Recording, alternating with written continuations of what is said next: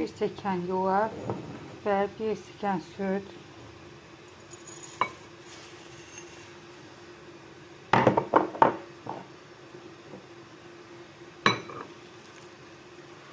Bunu belə töküb islanmağa buraxırıq.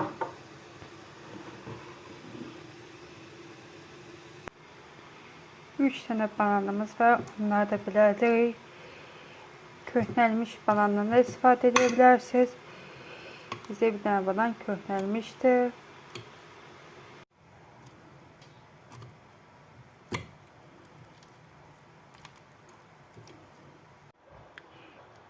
Burada 2 tane yumurta qatdığımıza görə bunu belə qarışdırmaya başlayırıq.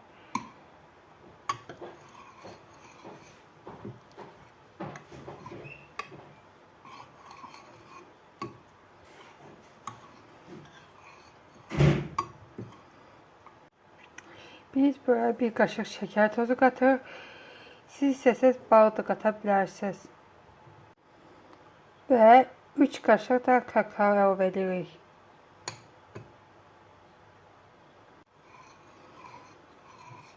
Bunu yenə belə qarışdırmağa başlayırıq.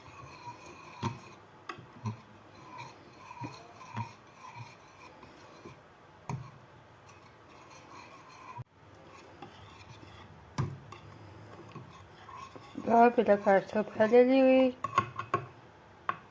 Bu arada yoğurtla süt burada qalmışdı. Hələ onu artıq. Bunu da belə qatırıq. Bu yoğurtdan da belə qatdığımıza görə bunu yenə qarışdırmağa davam edirik.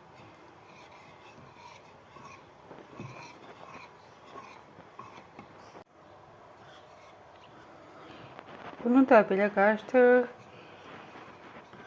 Biz qab dəyişdirməyəcəyik, çünki elə bişirəcəyimiz qabda bunu elədik.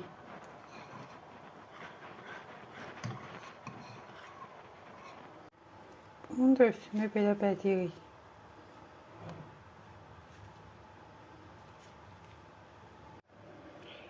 Bunu da belə bəzədik.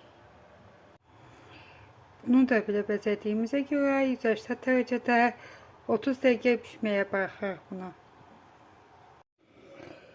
Bunu sobadan belə çıxardıq. Bu da hazırdır. Soymağa buraxırıq bunu.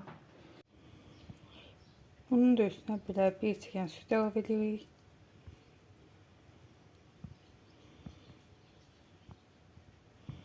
Və bunu belə buraxırıq ki, sütü canına çəksin. Bu da sütü belə canına çəkdi.